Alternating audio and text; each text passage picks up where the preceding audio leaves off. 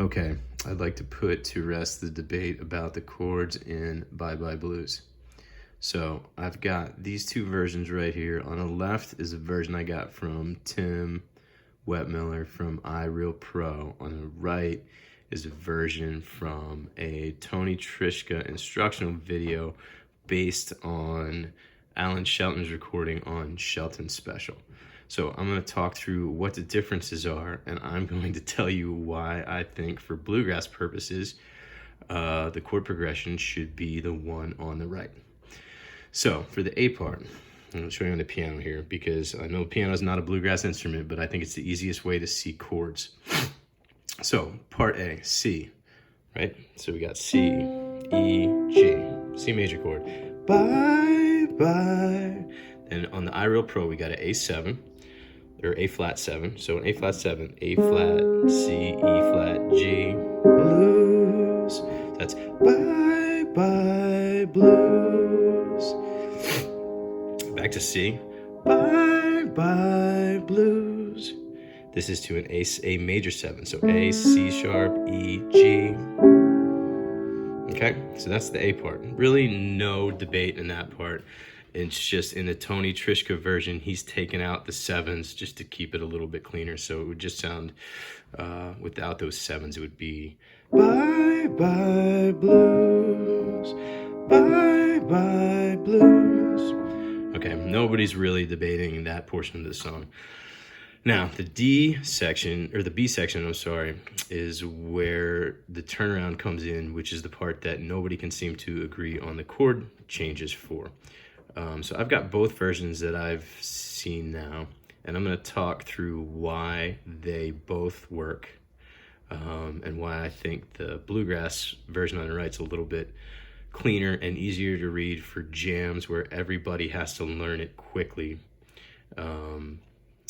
So let's just talk through it a little bit. So D9, for those of you who don't know what a D9 is, D major scale, right? D, F sharp, A, 1, 2, 3, right? 4, 5. So you add, and one thing I didn't know about a 9 chord until actually a couple years ago is that if it's a 9 chord, the 9th note, you would, if you know there's 8 notes in an octave, so 9 would actually be the 9th note. So 1, 2, 3, 4, 5, 6, 7, 8, 9 would actually be an E.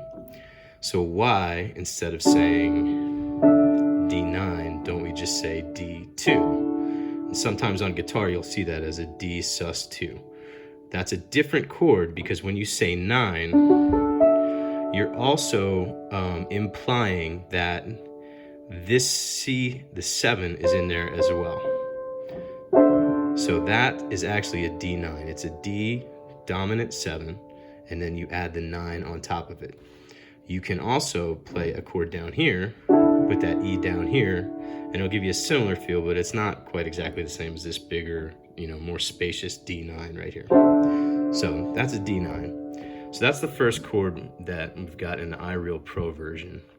In Tony Trischka's version right here, so that's the D9 right here, Tony Trischka's just got a D7. Now, like we talked about with a D9, right, this 7 is already, it's implied that that 7 is in there by calling it a 9 instead of a 2. So Tony Trischka is just taking that 9 off the top and just saying, just play the D7. Seems like most of the chords in the bluegrass version I've got here just take a note or 2 out of the chord form and strip it down a little bit, and make it a little bit easier to translate and to describe to people. So we go from that D7, D9, right, in the jazz version, D7 in the bluegrass version, and then in the jazz version you got a G13. So 13, same thing as the 9. The reason it's called a 13 is because all those other intervals are also added in. The 7, the 9, the 11, and the 13. So I'll actually start down here so you can get a broad feel of what that is. So G major chord, 1, 3, and 5. Stack on the 7, the F. Then you stack on the 9. Then you stack on the 11. Then you stack on the 13.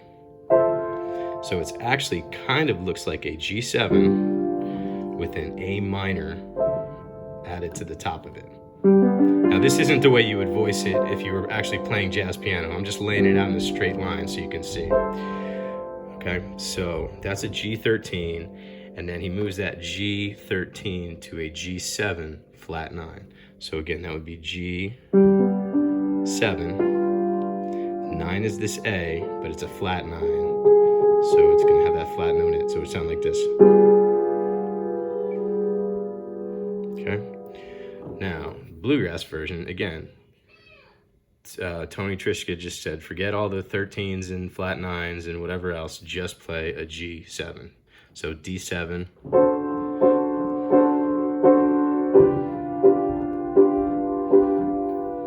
Okay, a little less complicated than the jazz version.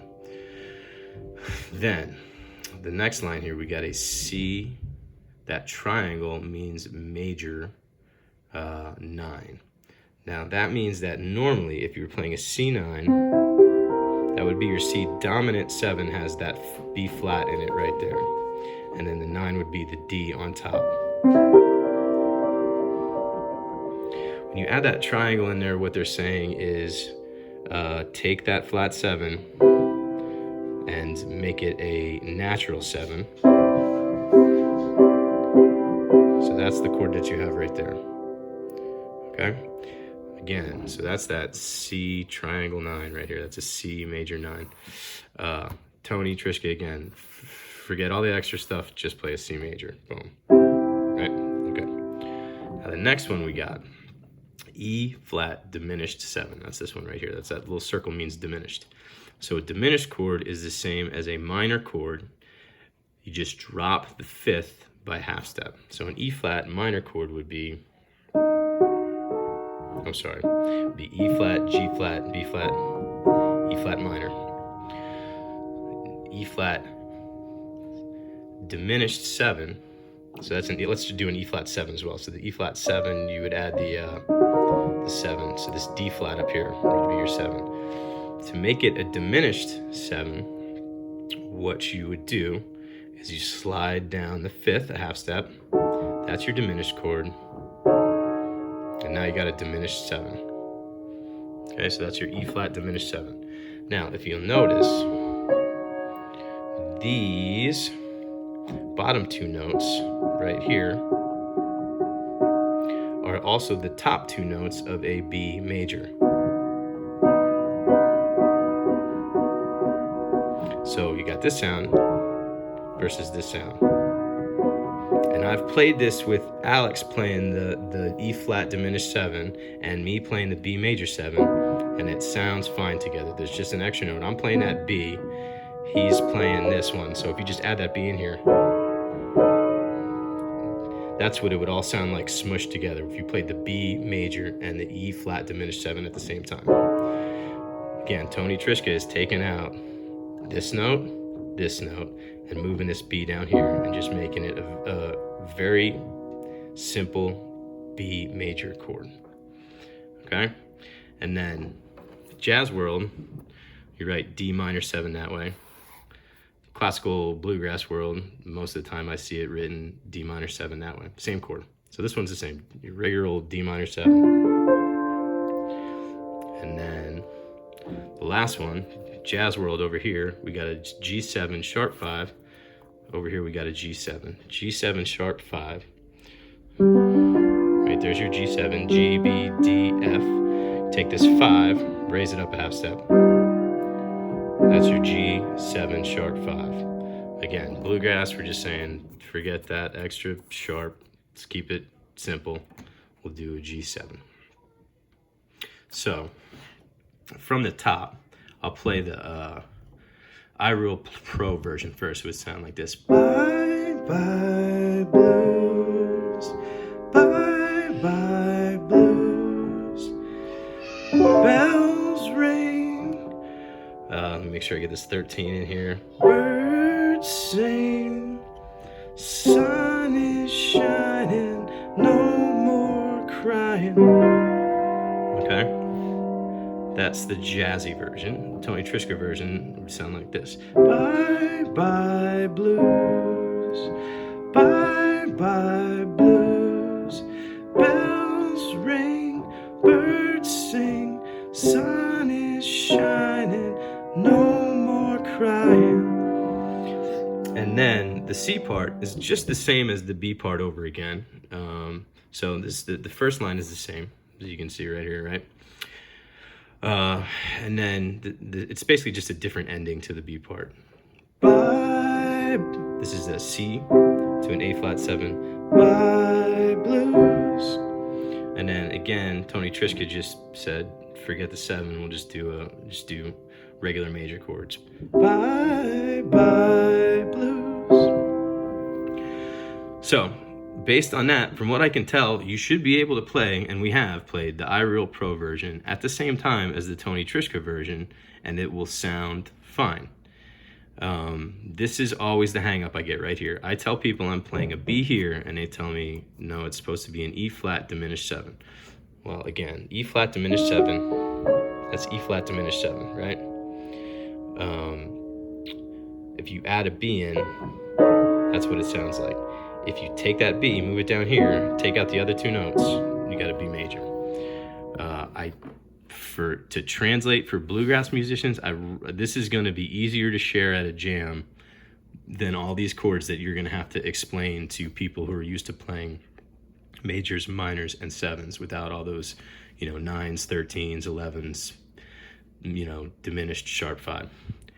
So I hope that helps a little bit, and let's play Bye Bye Blues at the next jam session. Thanks.